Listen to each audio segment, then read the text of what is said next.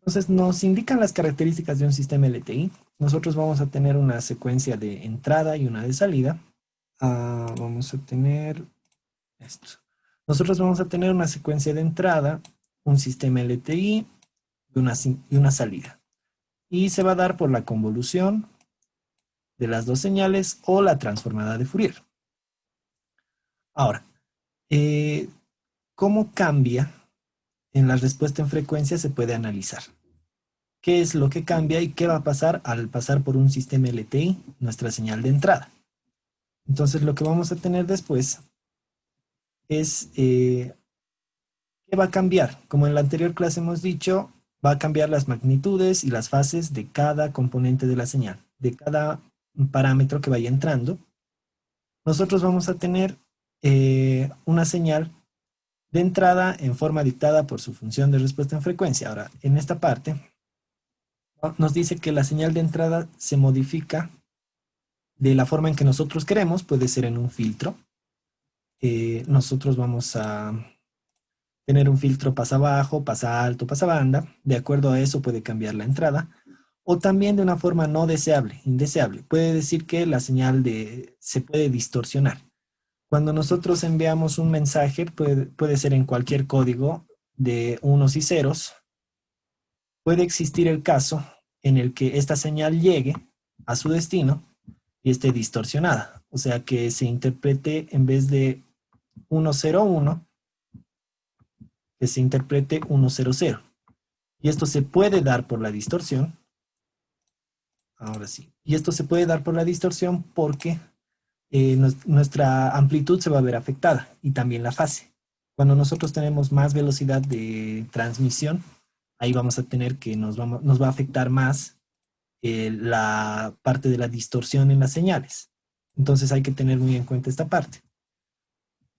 Ahora nos dice, un sistema tiene una respuesta sin distorsión si tanto la señal de entrada y la señal de salida tienen la misma forma. Lo que hemos explicado, los pulsos que nosotros podemos tener a la entrada pueden distorsionarse, pero si es que tienen la misma forma, se pueden reconocer todavía como si fuera un 1 lógico, un 0 lógico, y más aún en las secuencias de entrada que nosotros vamos a tener discretas, ¿verdad? Entonces, nos dice, digamos, si se satisface la ecuación y es igual a una constante g y una constante nd, voy a hacer la transformada de Fourier de ambos. Entonces hemos dicho que y directamente lo vamos a evaluar en e a la j omega. Entonces tenemos x en e a la j omega, nuestra ganancia se va a mantener y este retardo se va a expresar como un exponencial elevado al negativo.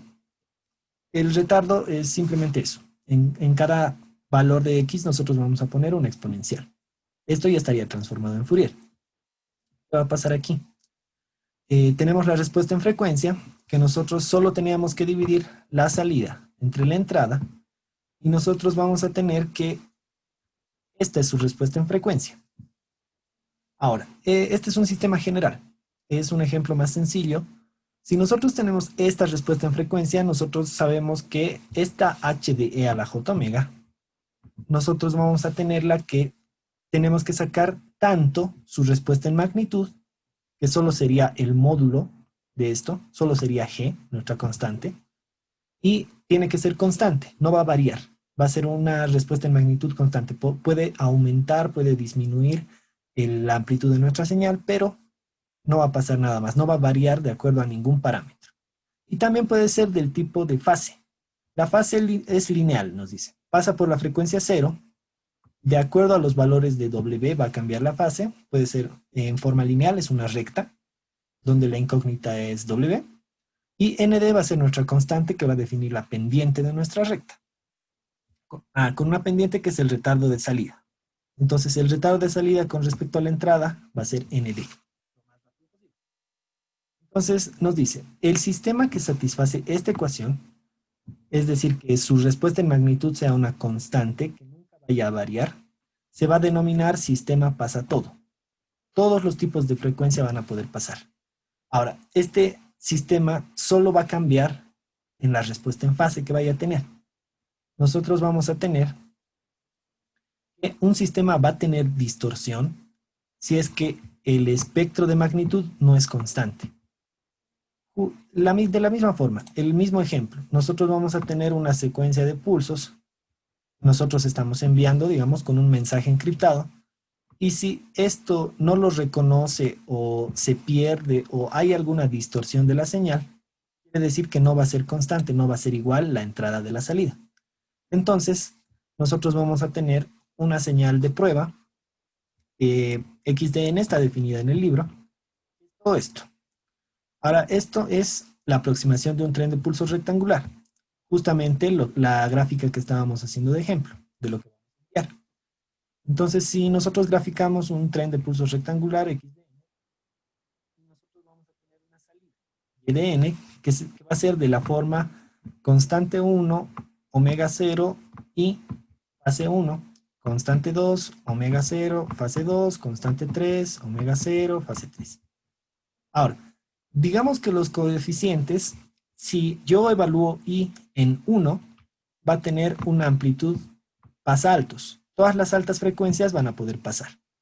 Y Y igual a 2 va a tener una amplitud pasa bajos. Suponiendo esto, nosotros vamos a tener que en Y sub 1 las frecuencias bajas no van a pasar. Y en Y sub 2 las frecuencias altas no van a pasar. Entonces se va a distorsionar la señal. Si nosotros dibujamos la señal XDN, a continuación les voy a mostrar, es esta señal, XDN. Es la que simula un tren de pulsos rectangular. Nosotros vamos a tener el pasabajos, que las frecuencias bajas se van a atenuar, y aquí que las frecuencias altas se van a atenuar. Entonces vamos a ver que en ninguna de las dos se va a mantener el formato que tiene. Tal vez más en el que se atenúan las frecuencias altas, en la segunda, en Y sub 2, sí pueda tener la forma, pero en la primera va a cambiar completamente. Entonces, nosotros vamos a tener ambas fases de estos dos, Y1 y Y2, van a ser cero. No va a tener ningún valor. ¿Por qué? Porque no están desfasadas de la señal original.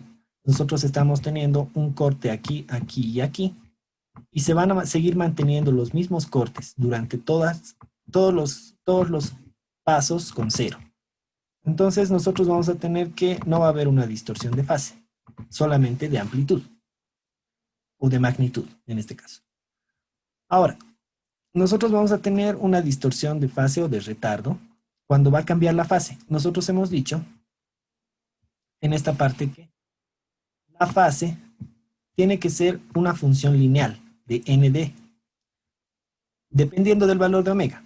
Entonces, si es que no es, se conoce una como distorsión de fase o de retardo. Ahora, nosotros siempre sabemos que el cambio de fases va a estar en radianes y se va a experimentar por cada componente de la señal. Cada punto de la señal sinusoidal que tengamos de entrada puede tener una distorsión de fase, se puede recorrer o no se puede recorrer.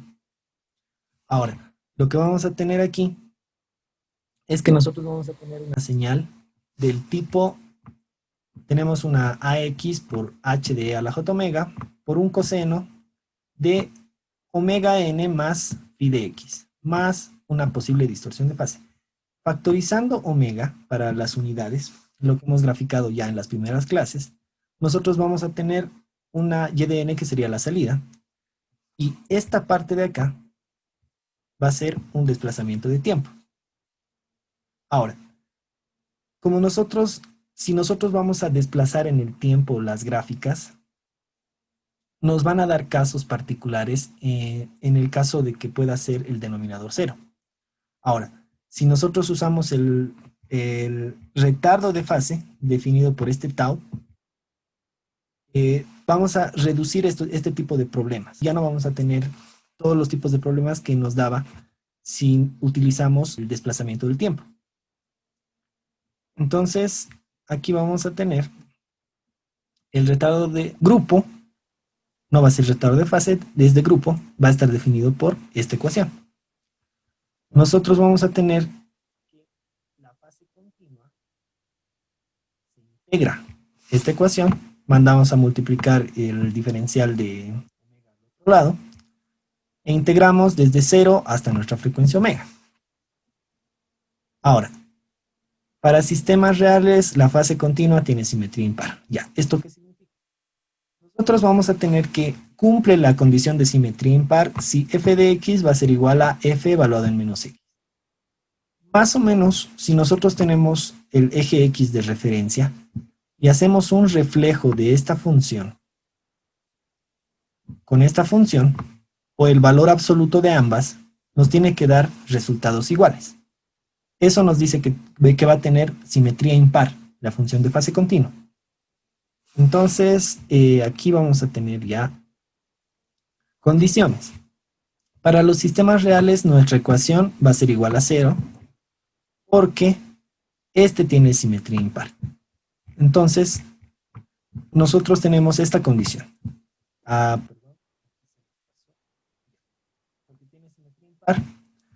Y nos dice las frecuencias de fase son lineales en frecuencia. Ahora, nosotros vemos una respuesta de fase lineal, va a cambiar omega. Como la respuesta de fase, nosotros vamos a tener una fase inicial y la parte que va a cambiar. Entonces, generalizando todo esto, esta va a ser la respuesta de fase. Todas estas fórmulas van a encontrarse en el libro, no hay problema. Lo que estoy haciendo al principio es una especie de resumen para que tengan todas las fórmulas y los conceptos que se puedan necesitar para el laboratorio. Entonces, lo que vamos a tener aquí es, esto lo voy a borrar, ya. Nos muestra un ejemplo. Nos dice, tenemos un filtro h de z dado por esta ecuación. Tenemos en el numerador b sub 0, no va a estar afectado por nada, y en el denominador 1 menos 2r coseno de omega sub 0, z a la menos 1 más r cuadrado, z a la menos 2, y todo esto está elevado a k. Entonces, el elevado a k nos va a decir que se van a repetir los polos. Entonces, si es que yo hago la respuesta de magnitud y la respuesta de retardo de grupo, vamos a tener esta función. La azul es la respuesta en magnitud y la retardo de grupo es la que está punteada. Utilizando todas las fórmulas, vamos a hacer también ejemplos en MATLAB, donde nosotros podamos programar esto. Probablemente les pida en el laboratorio. Vamos a tener este tipo de resultado. Ahora, en el ejercicio que vamos a hacer, nos va a pedir graficar una respuesta en magnitud y de retardo, justamente lo que vamos a hacer a continuación, de esta forma. Ahora nos dice, como dato del libro, nos dice B sub 0 se elige para asegurar una ganancia de 0 decibeles. R va a ser 0,9, omega sub 0 va a ser pi tercios y K va a ser 8. Entonces, el exponente que estamos llevando es a la octava.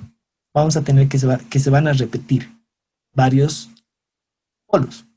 Entonces, de esta parte, nosotros vamos a utilizar los datos que nos dan para hacer un ejercicio. Y vamos a ver otra cosa. Nos dice, para el filtro y la señal de entrada, entonces nuestra h de z es x de z dividido entre y de z. Nuestra x de z nos da 2 pulsos aquí. Y estos 2 pulsos son secuencias especiales. Se llama pulso gaussiano. Lo vamos a ver a continuación igual. Nosotros vamos a tener estas dos respuestas y nos dice la señal de entrada, x de n, son 2 pulsos gaussianos. Estos se pueden generar, los vamos a generar en MATLAB igual. Estos pulsos gaussianos de banda estrecha, seguidos de un rastro de ceros. Ahora, para esta señal, en el libro nos indica 100 muestras de un pulso gaussiano. Entonces nosotros vamos a poder generar primero una señal donde todo está en cero, de un tamaño determinado, para que nosotros podamos tener el periodo de esto. Y segundo, vamos a generar un pulso primero y el otro pulso después, de acuerdo al omega que vayamos a tener aquí. Creo que en 0,6 sí cae el del segundo pulso. Y en este igual nos da de dato en el libro. Las personas que tengan el libro ahorita a mano también se pueden fijar en la parte de la sección 5.3, no hay problema. Ahí están todos los datos que vamos a necesitar. Y nosotros vamos a tener después de esto esta función SDT. Esta función no es necesario que la vayan a definir en MATLAB si es que les van a pedir, porque ya está dada por una función. Entonces nos dice, como dato, yo voy a tomar mu0 y es, no me acuerdo cómo se pronuncia bien esto, igual a 2, en un rango de tiempo de menos 5 a 5. Ahora, se pueden definir también secuencias de tipo discreto, desde 0 hasta n mayúscula menos 1. Recordemos que n mayúscula hemos tomado como 100 muestras, entonces va a ir de 0 a 99, nuestro SDN. Y nosotros vamos a tener dos pulsos generados, uno con omega sub 1 de n y el otro con omega sub 2 de n. Los dos picos que teníamos en esta parte. Entonces me dice omega 1 es 0.34 pi y omega 2 0.6 pi, como hemos visto en la gráfica de esta parte. Este era 0.6 y este de aquí es 0.34. Entonces, hasta aquí tenemos la señal de entrada del filtro. Si nosotros hacemos la transformada de Fourier, de esta señal nos va a quedar estas ondas, este tipo de ondas. Va a tener una amplitud en el medio y cada vez se va a ir atenuando. Tenemos dos de estas. Y a la salida del filtro, vamos a ver que la segunda se va a atenuar por completo en esta parte. Ahora, la segunda envolvente se va a atenuar, como hemos dicho, se va a volver cero debido a la distorsión de magnitud. Y este va a tener distorsión de fase. Entonces, por eso nos sale así la salida. Solo va a aceptar uno de estos, no va a aceptar las dos muestras. Entonces, ahora, me dice el espectro XDN está dado por dos pulsos gaussianos. Ya hemos visto cómo son los pulsos gaussianos. Y ahora sí vámonos con el problema. Y lo que nos dice es generar las figuras 5.7 y 5.8 del problema. Lo que vamos a hacer es generar la figura 5.7 y 5.8. Ahora, ¿cuáles son esas figuras? Son las que teníamos aquí, la entrada de la señal, cuál se va a distorsionar, cuál va a tener cambio de fase. Y la otra figura es esta, de los pulsos gaussianos, y al mismo tiempo la de la respuesta en magnitud y el retardo de grupo. Entonces, todo eso tenemos que hacer en MATLAB. Y vamos a tener esto en MATLAB. Aquí la DTFT12 es una función que nos da el libro, que ya lo define el libro para calcular una transformada rápida de Fourier, donde nosotros vamos a tener una señal de entrada, un valor de n donde va a iniciar y un omega. Entonces, primero hacemos la función frec_z y esto lo llevamos al exponente, junto con la parte imaginaria. Se puede colocar menos j o menos i, pero MATLAB te aconseja poner menos 1i para el imaginario por omega y por el valor de entrada que vayamos a tener. En esta parte, la función lo único que nos va a hacer es una transformada rápida de Fourier. Pero esta parte de nstart nos va a decir en qué parte, en qué n quieres que empecemos. En la página 191 van a encontrar las funciones que están con asterisco son funciones que el libro aconseja utilizar para cuando nosotros vamos a tener una transformada directa rápida de Fourier de una señal xn que va a estar entre n1 y n2. Ahora, este DTFS y DTFS, todos los que tengan asterisco están definidas en el libro para que les pueda hacer más fácil el desarrollo de MATLAB, porque hacer uno por uno se va a hacer demasiado largo el código.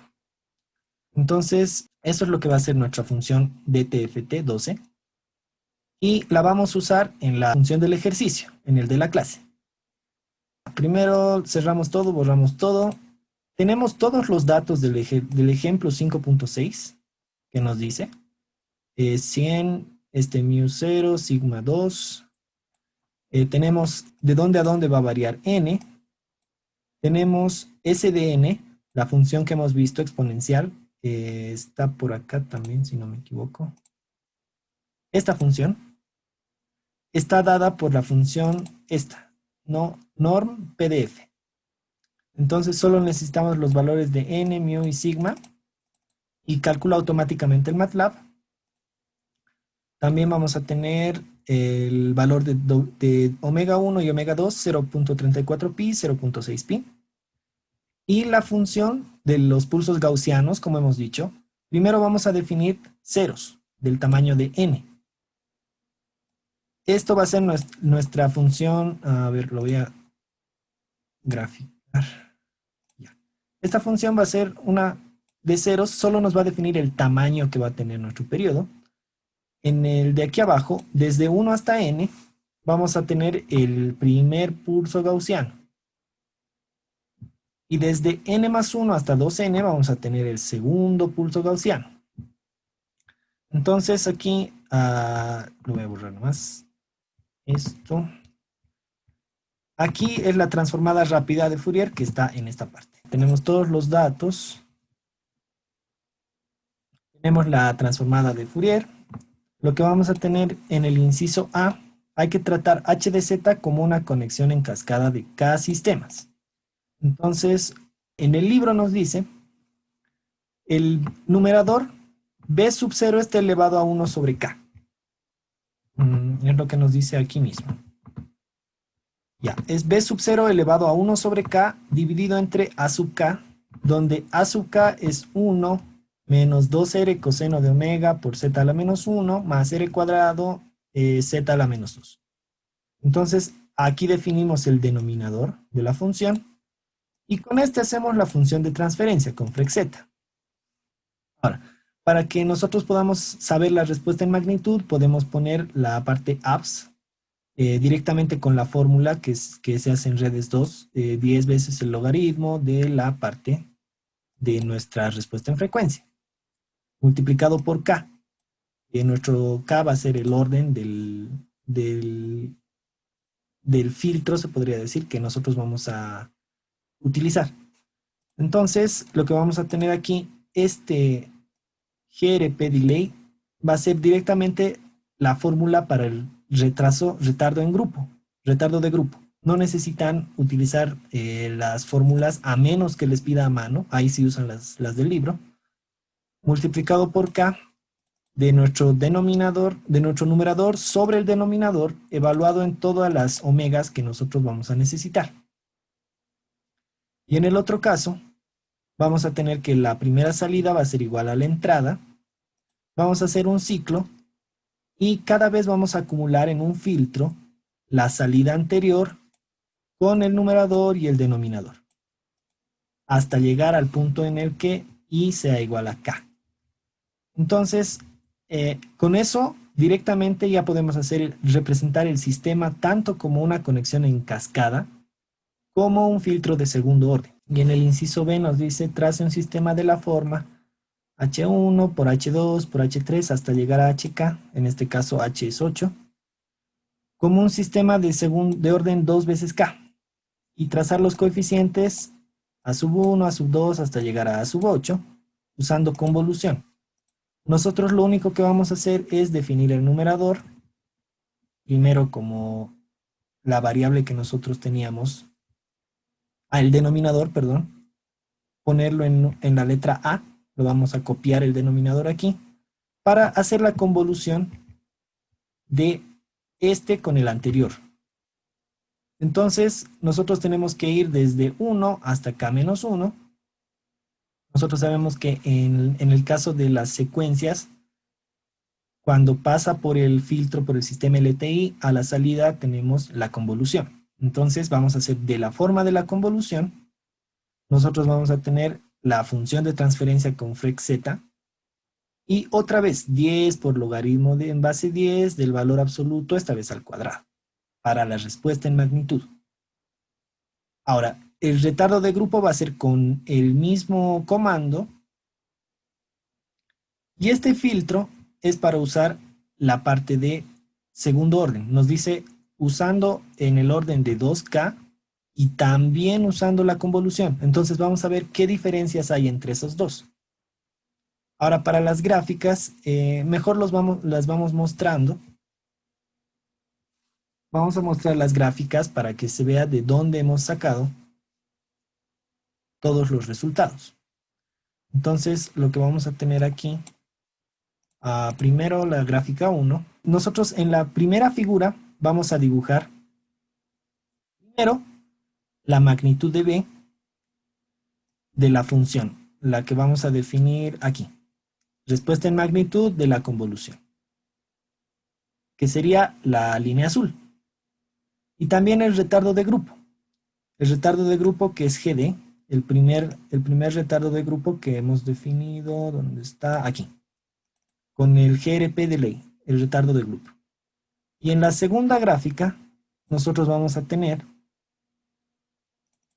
en vez de el retardo, el H de magnitud, el primero, nosotros vamos a tener el que nosotros hemos usado como la conexión en cascada. Este es para la conexión en cascada.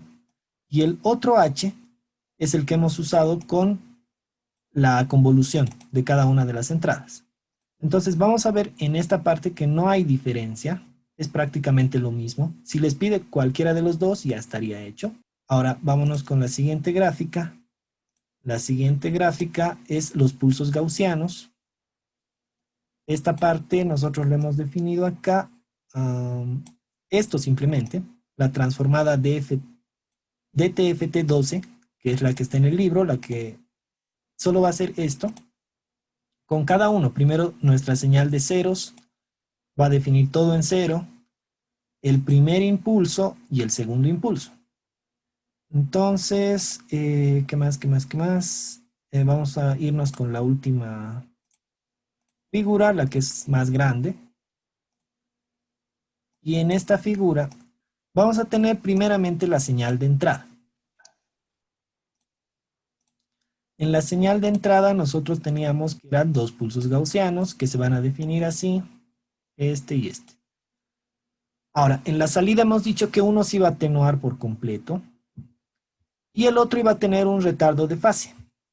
Entonces, nosotros acá teníamos el medio en 50 y en 100 acababa el primer impulso. Entonces, lo que vamos a hacer aquí es que en 50, en vez de estar el punto máximo, se va a retardar la fase. Vamos a empezar recién a desenvolver esta onda envolvente. Y aquí en 110 sería aproximadamente que se va a retardar de lo que estaba en 50, la máxima amplitud. Y el pulso va a durar hasta 200. Nosotros en 200 ya teníamos el final de del segundo pulso gaussiano, la segunda señal envolvente. En el caso de el filtro de orden 2 veces K. K en este caso valía 8, entonces 2 veces 8 el filtro. Y el filtrado por sistema K de segundo orden, el que hemos hecho directamente con los comandos de MATLAB, nos va a dar una respuesta similar a esta. Vamos a tener el máximo de amplitud acá, en 50 va a empezar esto y en 200 prácticamente va a terminar el pulso. Entonces ahí ya tenemos definido cómo va a ser la respuesta tanto en un sistema de cascada como en un sistema de orden KS.